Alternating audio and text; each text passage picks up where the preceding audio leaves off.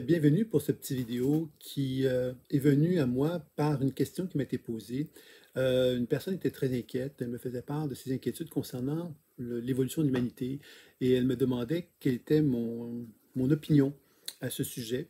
Et je me suis dit, ben, j'entendais cette détresse qu'elle pouvait avoir et je me suis dit que peut-être d'autres gens avaient une détresse commune, quoique j'avais déjà présenté des petites vidéos concernant ce thème-là, mais je me suis dit, ben, peut-être c'est intéressant de le présenter aujourd'hui de façon plus brève sur ce thème, où est-ce qu'on s'en va, nous, en tant qu'humanité, présentement, avec tout ce qui s'est passé, avec les 2 ans de COVID, etc. On peut être en droit de se poser des questions sur l'humanité, en fin de compte.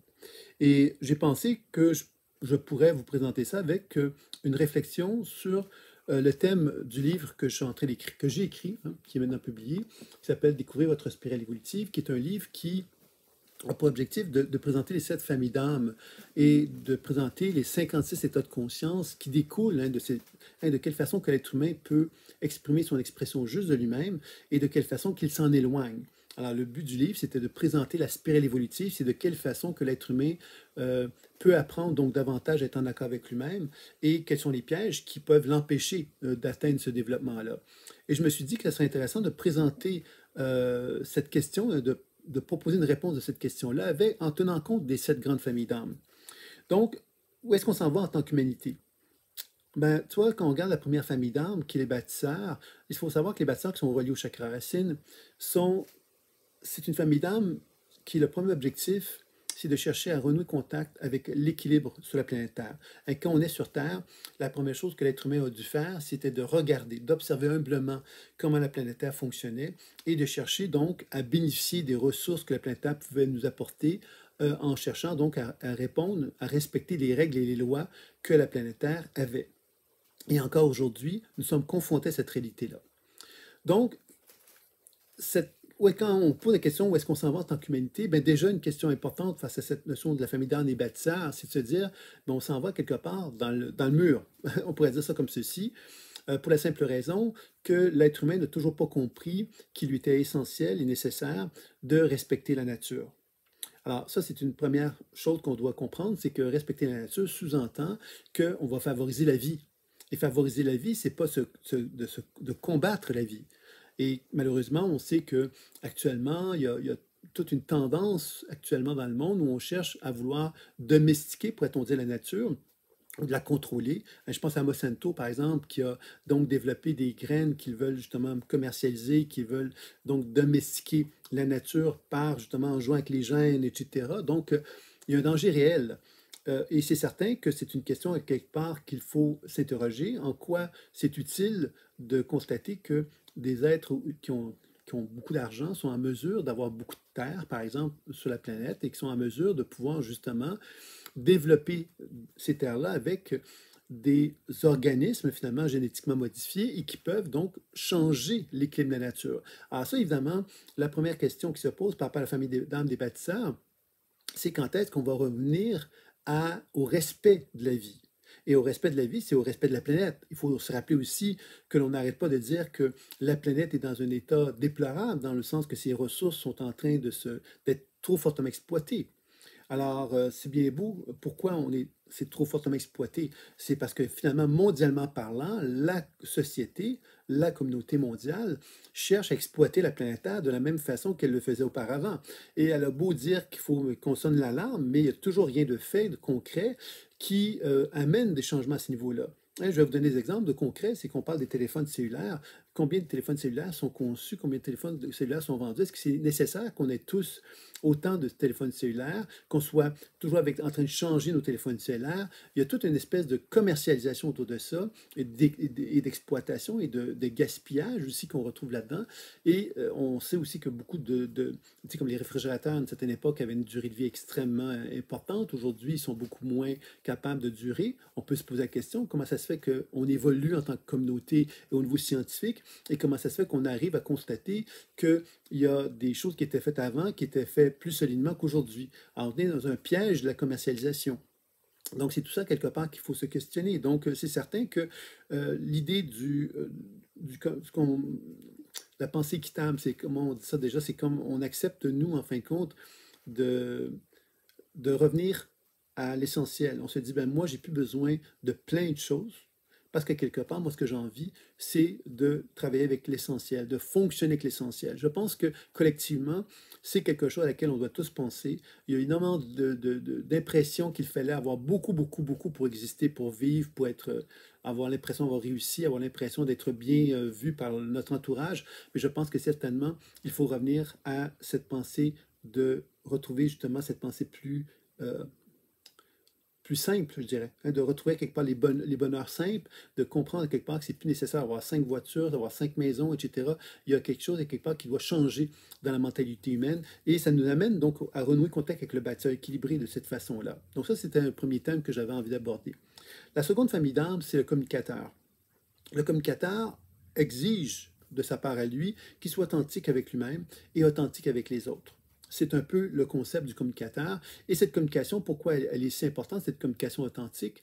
C'est simplement que lorsqu'on cherche à vivre en société, si moi je suis vrai avec moi, ben je risque d'être vrai avec les autres et je risque d'avoir des collaborations avec les gens qui vont répondre sur des vraies choses, hein, des vraies émotions, des vraies pensées, des vrais désirs, des vraies aspirations. On va pouvoir vraiment se comprendre parce qu'on va finalement ne pas jouer de jeu dans la communication.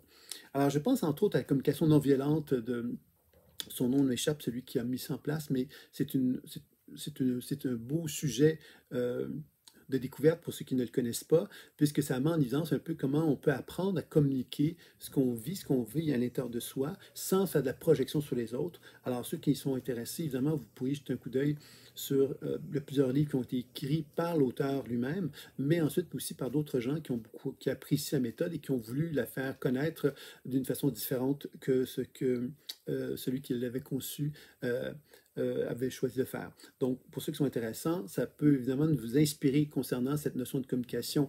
Alors, où est-ce qu'on s'en va dans l'humanité, dans la communication? C'est inquiétant aussi, puisqu'on constate depuis 2 ans avec le COVID que la communication est devenue une communication fermée, c'est-à-dire que les gouvernements au nom de la pandémie, ont décidé donc de dire, ben voilà, nous avons la vérité, nous avons la science qui nous dit ceci, nous avons le gouvernement qui nous dit ceci, nous avons le plein pouvoir parce qu'à quelque part, c'est une crise d'urgence, donc il n'y a pas de discussion, pas de négociation, et on décide par nous-mêmes.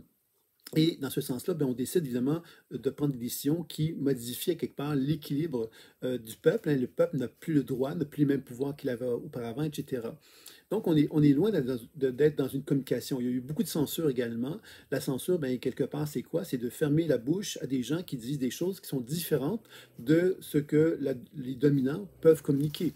Donc, ça aussi, c'est inquiétant, parce qu'à un moment-là, on se dit, ben oui, c'est bien beau on va rechercher une forme de vérité à l'intérieur de soi, c'est bien beau de transmettre cette vérité-là autour des autres, mais si on n'a plus l'occasion de le faire, c'est qu'on n'est plus dans une forme de position juste dans la communication.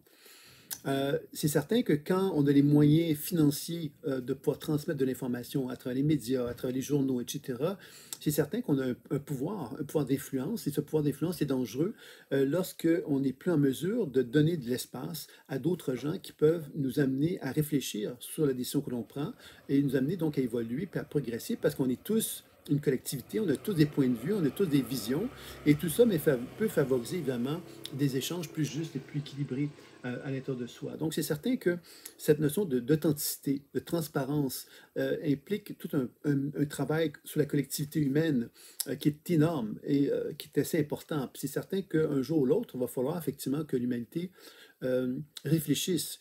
Ou les médias, par exemple. Est-ce que les médias ont la capacité de transmettre des informations justes? Juste, ça veut dire quoi? Qu'ils soient capables de transmettre plusieurs points de vue.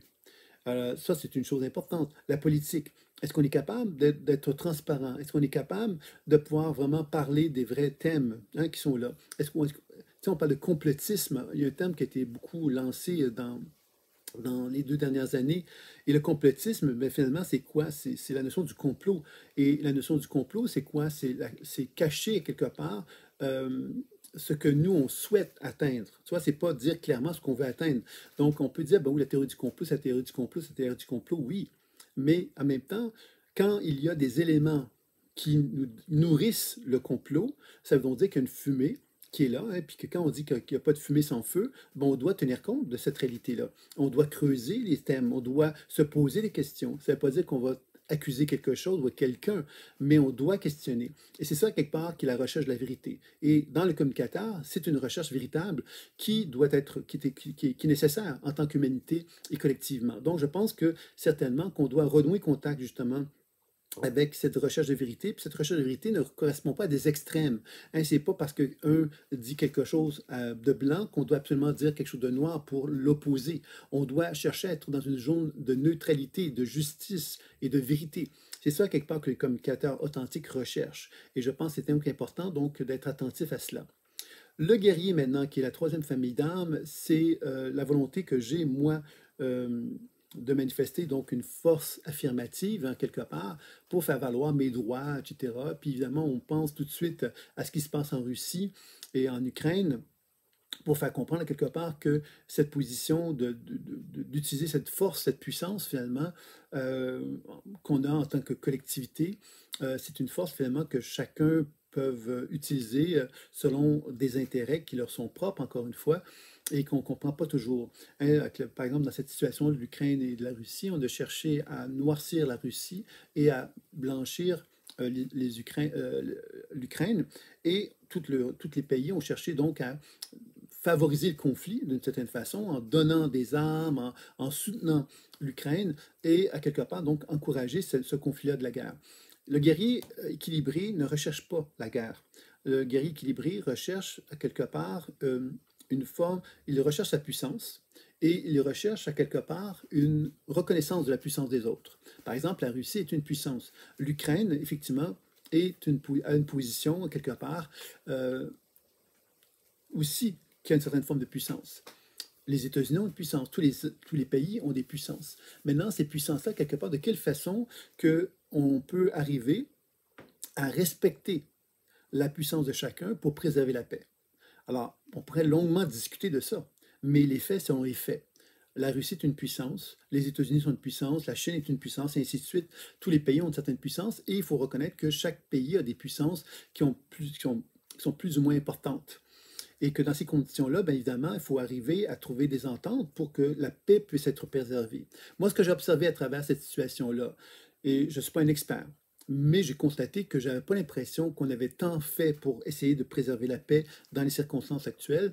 Et quand on regarde historiquement parlant, on sait que la Russie n'a pas toujours été respectée dans la façon quelque part de respecter les frontières, entre autres, qui étaient demandées de la Russie par rapport aux armements qui auraient pu être établis ou mis en place là, autour de la Russie. Donc, je pense effectivement qu'on n'a peut-être pas tout à fait cherché à respecter la puissance de la Russie là-dedans, ce qui ne veut pas dire que la guerre est utile. Ça ne veut pas dire que la guerre est nécessaire. Ça veut simplement dire finalement que lorsque des êtres puissants ne sont pas respectés, ils cherchent donc à vouloir montrer leur puissance. Tout simplement. C'est une règle. Et cette règle-là, quand on regarde comment les Américains gèrent actuellement le monde international, ben effectivement, les Américains essayent de faire valoir qu'ils sont puissants. Il faut comprendre que la Chine a une puissance aussi. Et que dans ce sens-là, bien évidemment, l'équilibre mondial est peut-être en train de changer un petit peu. Et que cet équilibre mondial mais fait que les gens qui ont une puissance, sont en train peut-être de la perdre un petit peu, ben, veulent faire valoir qu'ils sont encore très puissants, puis qu'ils ont encore une certaine puissance, puis une force, puis ils veulent la faire entendre, puis ils veulent s'associer à d'autres pour justement être encore plus forts, et ainsi de suite. Donc, on assiste à une stratégie à quelque part. Et cette stratégie est malheureuse parce qu'évidemment, elle nous amène à nous mettre en danger en tant que collectivité. Hein? C'est-à-dire que ces gens-là qui ont un certain pouvoir nous mettent en danger en tant que collectivité. Parce que quelque part, ils veulent finalement préserver un certain pouvoir dans leur stratégie politique, hein, de stratégie internationale, et ils nous mettent en danger, nous, en tant qu'individus. Et ça ne peut pas être acceptable, bien sûr, et c'est quelque chose, évidemment, qu'il va falloir qu'il change. Hein. Puis c'est certain qu'il va falloir commencer à comprendre que maintenant que les êtres humains ont développé des armements militaires qui leur permettent de détruire la planète, ben on doit quelque part comprendre que si on veut préserver la planète, il va falloir que les pays cherchent à collaborer ensemble plutôt que de chercher à magouiller entre eux pour arriver à préserver une certaine force, une puissance par rapport à d'autres pays. Donc ça, c'est quelque chose aussi qui doit changer et on espère évidemment que ça va changer. Puis d'un point de vue individuel, bien, c'est sûr que chacun d'entre nous, nous avons aussi à reconnaître que ce pouvoir que nous avons, ce leadership que nous avons, bien, on peut l'utiliser soit à essayer de dominer les autres, ou on peut chercher justement au contraire à valoriser les autres et à collaborer avec les autres pour faire valoir justement un monde meilleur. Et je pense que c'est ça quelque part qui est la clé pour la famille des guerriers. La famille des serviteurs, qui est reliée donc au chakra du cœur, nous met en contact donc justement avec cette idée d'une capacité que moi j'ai en tant qu'être humain, d'avoir une forme de maturité qui me permet de comprendre que j'ai des belles choses à offrir en tant qu'humain et que ces belles choses que j'ai à offrir, j'ai envie de les offrir à d'autres êtres humains. Et dans ce sens-là, une forme d'humanisme qui est émis du serviteur et ça met en évidence un peu cette notion du monde meilleur. Alors, ce monde meilleur, quel est-il? Ben, c'est un monde dans lequel on essaie justement de faire valoir que l'être humain peut apprendre à donner puis à recevoir.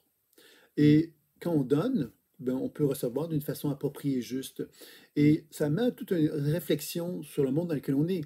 Parce que si je reconnais cette réalité-là, ça veut donc dire finalement que le système qu'on pourrait appeler capitaliste est remis en question.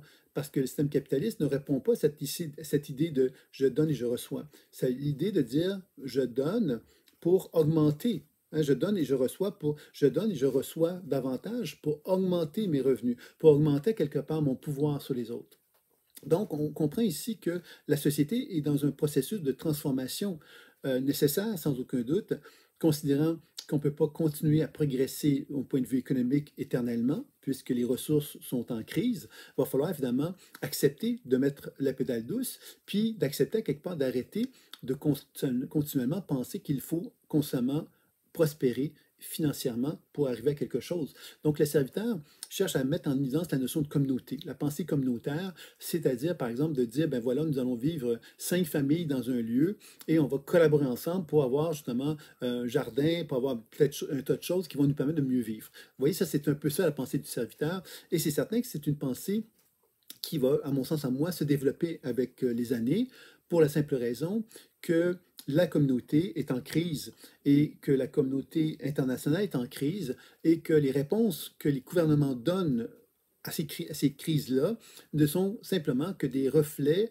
d'individus qui veulent préserver à quelque part un certain pouvoir. Ils ne sont pas en mesure de régler les problèmes réellement, puisqu'ils sont pris par une ramification de gens de pouvoir qui ont donc des intérêts financiers, etc.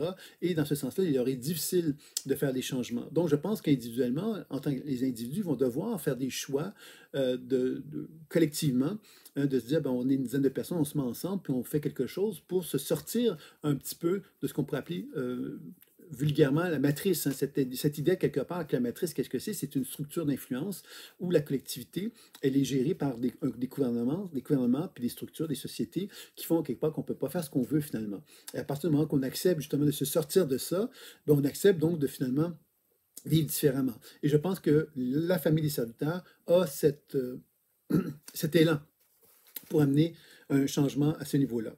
Ensuite, vous avez les créateurs qui concernent la gorge et qui sont donc des êtres innovateurs, sont des êtres qui sont directement connectés avec le ciel et qui ont une vision justement d'un monde meilleur. Cette vision du monde meilleur est particulièrement importante actuellement parce que on assiste en quelque part actuellement à un genre de conflit existentiel, je dirais, d'un point de vue collectif.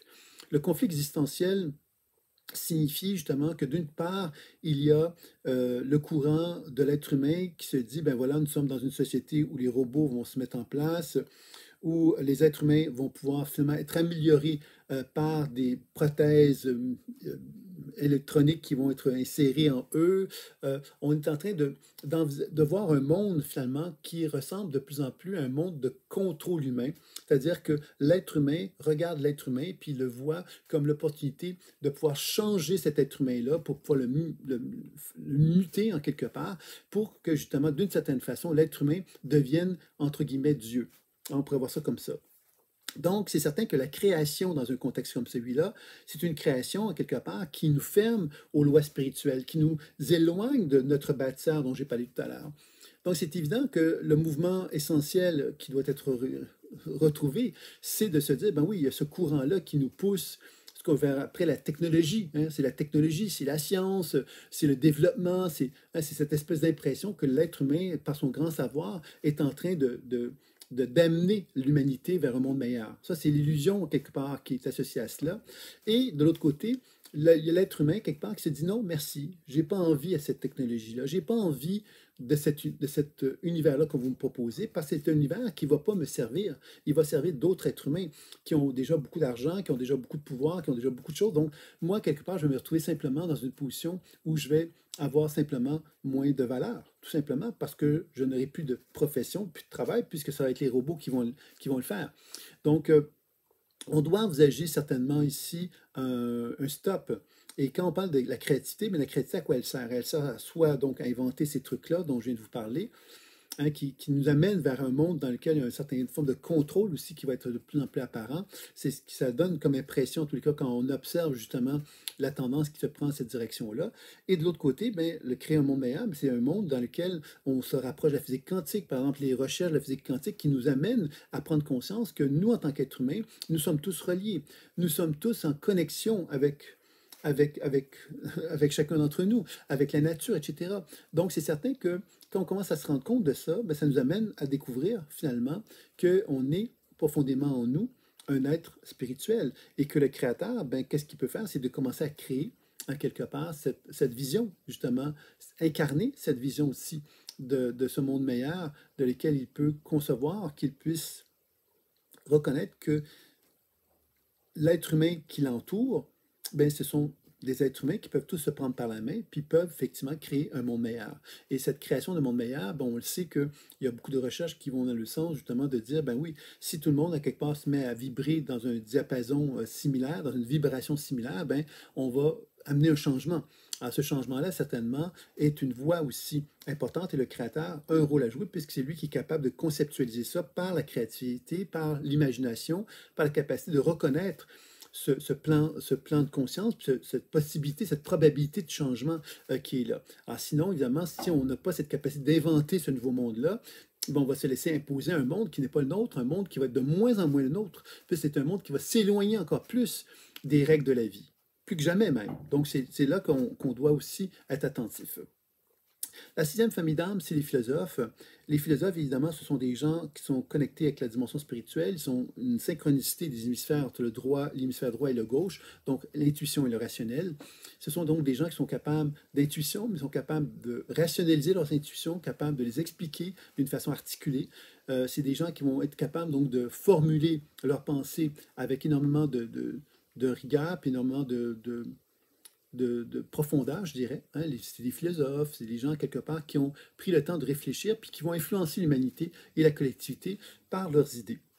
Et c'est donc important que les philosophes se lèvent debout pour commencer justement à proposer une façon de voir le monde qui ne soit pas, qui soit en accord avec justement les valeurs humaines et qu'on ne soit pas en train de s'éloigner des valeurs humaines d'une façon encore plus importante. Parce qu'il faut bien comprendre que depuis 2 ans, avec le COVID, on s'est éloigné énormément des valeurs humaines. On a comme développé un regard sur l'être humain qui était un regard qui était très dur et dans lequel on a cherché à imposer un tas de choses à chacun des êtres humains individuels. Et quelles que soient les croyances qu'on peut avoir autour de ça, il en demeure pas moins que c'est questionnable, que toutes ces actions-là qui ont été posées sont questionnables, puisqu'elles n'ont pas réglé le problème. Donc, à quelque part, c'est bien beau de prendre des décisions, mais ces décisions-là, finalement, si elles n'améliorent pas une situation, ben, on peut se dire, ben, est-ce que c'était vraiment des bonnes décisions, puisque ça n'a pas généré de réponses satisfaisantes. On pourrait même dire que depuis que la vaccination est imposée dans le monde, il y a plus de cas, il y a plus de décès. Donc encore là, on peut se questionner aussi. On est en droit de se questionner. C'est un droit en tant qu'être humain de se questionner devant des faits et non pas devant des pensées folles. Hein. C'est comme des faits. Et quand on commence à réfléchir à tout ça, ben, on se rend compte que le philosophe, ben, quelque part, lui, a la capacité donc justement de transmettre. On a vu quelque part à travers les 2 dernières années des médecins, entre autres, qui ont eu le courage d'écrire des livres hein, pour dénoncer ce qui se passait. Il y a eu des gens qui se sont mis en avant, comme je pense à Didier Raoult, qui est un médecin qui s'est mis devant aussi, qui s'est mis dans une position de danger aussi. Il y a eu beaucoup de gens qui ont finalement osé, à quelque part, transmettre finalement ce qu'eux pouvaient ressentir comme injustice ou comme quelque chose qui n'était pas approprié. Donc, c'est ça que les philosophes, mais eux, quelque part, qu'est-ce qu'ils vont faire? C'est de transmettre un savoir qui vont permettre justement à donner plus de poids à cette nouvelle vision du monde, hein, cette nouvelle vision du monde que l'on cherche à développer, qui est de comprendre, hein, quelque part, que la nouvelle tendance actuellement humaine, c'est de se rendre compte qu'on est connecté au ciel, connecté à l'univers. Alors, c'est certain que le nouveau mouvement de l'autre côté qui nous dit, mais non, c'est nous qui allons vous connecter à une matrice universelle qui va s'appeler, qui va dans un réseau Internet, mais on comprend quelque part que c'est pas tout à fait le même diapason de connaissances, hein. Soit qu'on se renferme sur soi-même en tant qu'humanité et à quelque part on devient de plus en plus isolé de l'univers, ou soit quelque part on se rend de plus en plus ouvert vers l'univers parce que la physique quantique nous amène dans cette direction-là, il faut bien le comprendre, et c'est là évidemment que les philosophes ont certainement un mot à dire pour pouvoir justement nourrir cette pensée-là, puis éveiller la conscience le plus possible à un niveau justement plus élevé, je dirais, que simplement bon, dénoncer ce qui se passe, par exemple, par rapport au COVID ou je ne sais quoi. Donc ça, c'était une des solutions aussi par rapport donc à la sixième famille d'âme. Mais la septième famille d'âme, qui est le spirituel, c'est l'être humain, quelque part, qui est aligné avec la dimension spirituelle et qui se pose plus de questions parce qu'il est dans un état d'expérience. Cet état d'expérience ne le met pas dans une position de contestation ou quoi que ce soit, le met simplement dans une position d'expérience de bien-être qui fait que des gens vont venir à lui puis vont avoir envie de bénéficier de ça. Ah, c'est certain que cette position n'est pas favorable actuellement, c'est pas quelque chose qui va permettre à l'évolution, à la conscience humaine d'évoluer dans une certaine direction, quoique si plusieurs êtres humains se reconnectent avec leur dimension spirituelle, reconnectent avec l'essentiel, ben, ils deviennent de moins en moins manipulables par les gouvernements, par la société. Il y a une forme d'individualisation, et cette individualisation ben, nous amène à reconnaître que nous, on peut maintenant envisager notre vie avec une certaine connexion avec la vie, avec le grand V, et de moins en moins d'être prisonnier de ce qu'on pourrait appeler la gouvernance mondiale. Parce qu'évidemment, il faut comprendre que la tendance actuellement, c'est de dire, ben voilà, on peut maintenant développer de l'intelligence artificielle, on peut maintenant donc développer donc des robots, toutes sortes de choses comme ça.